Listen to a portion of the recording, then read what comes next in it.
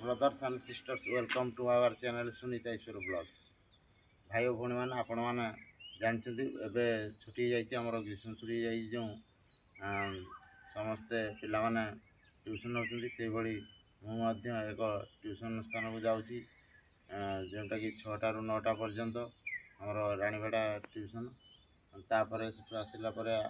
आउ 2-3 जगह जी तार भिजुआल आपण मानक देखी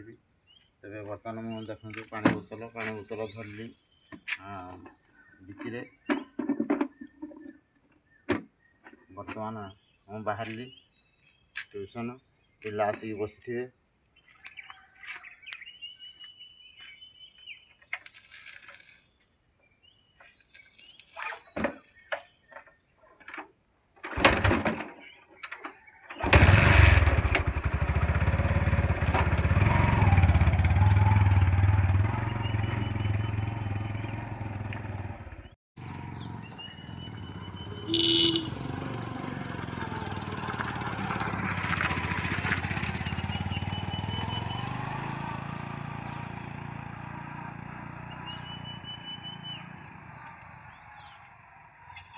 भाई और भौणी मैंने आपण मैंने जानतु बर्तमान मु राइसमा पहुँचा गली आमर राइसमा ठारू 5 किलोमीटर दूर हम से ग्रामटी भाई और भौणी मैंने बर्तमान मु राइसमा छक पहुँची गली आपण मैंने देखिपे सेकड़ आमर राइसमा गेट अच्छी ये हूँ राइसमार आमर हनुमान मंदिर जी कि बजरंग बाली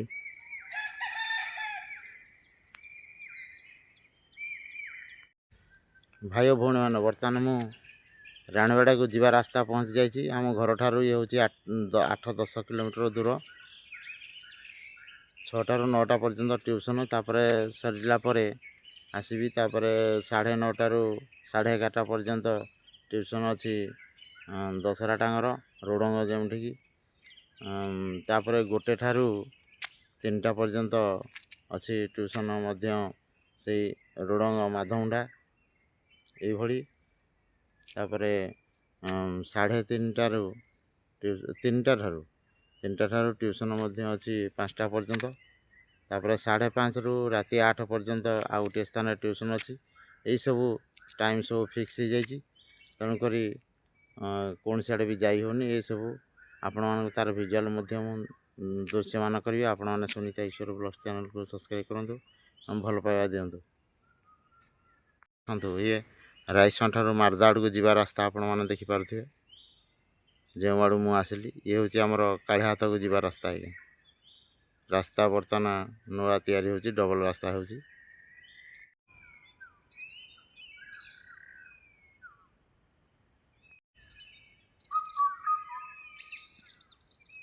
भाई और भौणी मैंने आपण मैंने देखु सावधान हाथी चला पथ ये हूँ आमर रानीवाड़ा को जीवा रास्ता बर्तमान मुझे रास्ता दे जाऊँगी ये डबल रास्ता काम चली आपण मैंने देखिपे ये रानीवाड़ा को जीवा रास्ता भाई और भौणी मैंने पुणी देखु आउ एक बोर्ड लगी देखु सावधान हाथी चला पथ केन्दुझर बनखंड ओडिशा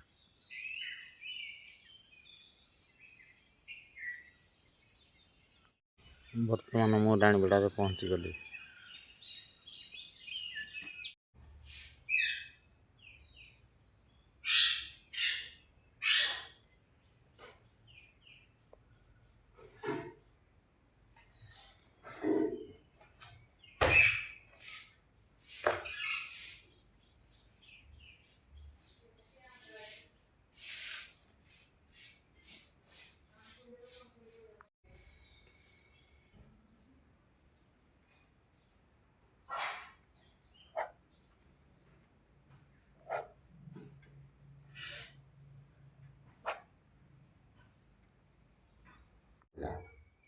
ये तेरे 5 रो गुणितक आम जदि 3 जो करवा तेरे जो संख्याटी पाइबा ताको आम 5 द्वारा डिवाइड कले मोर भागशेष 3 रहिबो क्यों बीज जो संख्या गुड़िक 5 द्वारा भाग कले भागशेष 0 रहे सेगुड़िक होउछन्ति 5 रो गुणितक किंतु आमे एपरि संख्या चाहूँ जहाँ को 5 द्वारा भाग कले भागशेष 3 रहे यही संख्या गुड़िक 5 रो गुणितक ठारू 3 अधिक 5 रो गुणितक गुड़ी को 5k लिखा जाए तेणु जो संख्या गुड़ी 5 द्वारा भाग कले 3 भागशेष रहे सेगुड़ी को 5k + 3 लिखा जाए धरा जाऊ एठारे वर्तमान आम लिखिले कौन ना k = 0 1 2 3 4 5 ये भली हम लिखिले तो 5k + 3 = कौन हम 5k + 3 तो 5k हूँ आमर कौन ना 5 रो गुणितक तेणु k = जदि है 0 तेरे k स्थान में जो 0 लिखा तेरे 5 × 0 = 0 + 3 = 3 पाइबा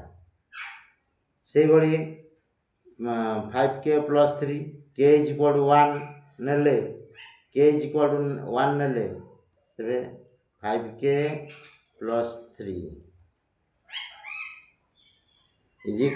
5 × 1 + 3 = 5 रे 1 × गले 5 है + 3 = भाई भौणी मैंने सकाଳେ ट्यूशन जाइली 9टा बेले आसिली तापर 9:30 ट्यूशन जाइली 11:30 आसिली बर्तमान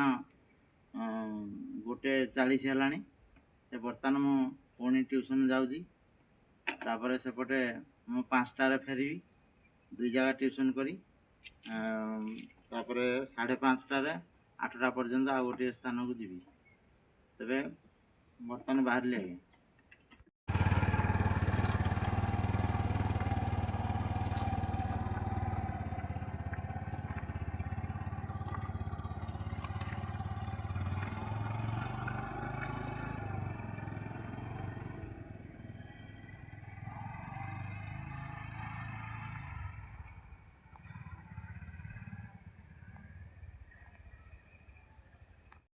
भाई भौणी मान बर्तमान मु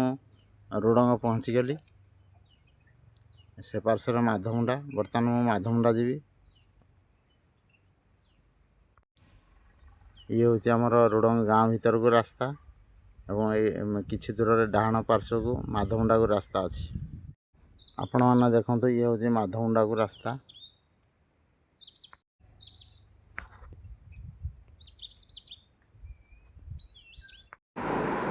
non-finite verb forms. I felt ashamed to face Mistress Bethy. Every simple sentence must have a finite verb and it must agree with the subject. We also know that the first auxiliary in a verb group takes tense and hence it is a finite verb. All other verbs following it in that verb group are non-finite verbs. Non-finite verbs have no agreement with the subject. Non-finite verbs: she could have been laughing at us, he may have been writing the book may have been written. Each of these sentences has 4 verbs. 3 auxiliary verbs and 1 full or main verb. बर्तमान tuition सारी अन्य एक स्थान को पुनर्बार जाऊँगी किस समय पर मध्यम पिला बर्तमान भी आसीजे 3टा बाजी गलानी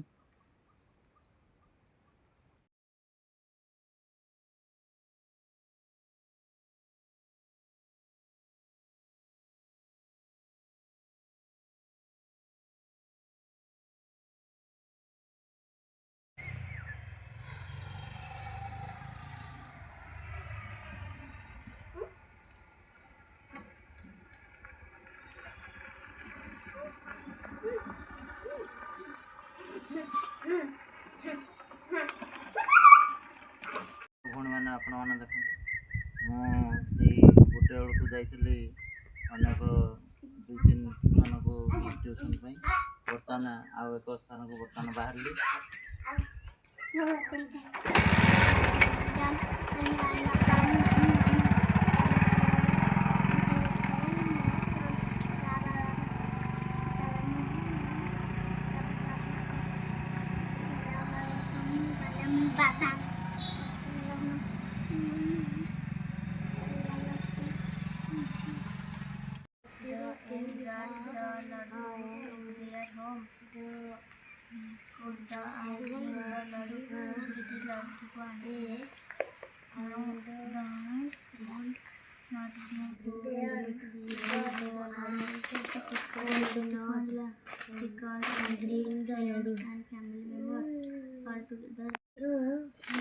ହେଇଗଲା ହେଇଗଲା କି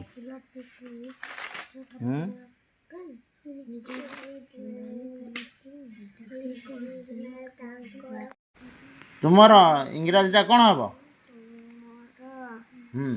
ୟୁର ସେମାନଙ୍କର କ'ଣ ହେବ? ଦେୟାର। ଆମ୍ଭର ଇଂଲିଶ କ'ଣ?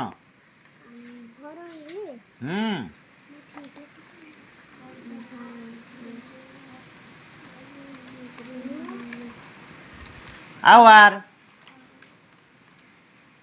ଏଇଭଳି ଅଭ୍ୟାସ କରିବ ହେଲା।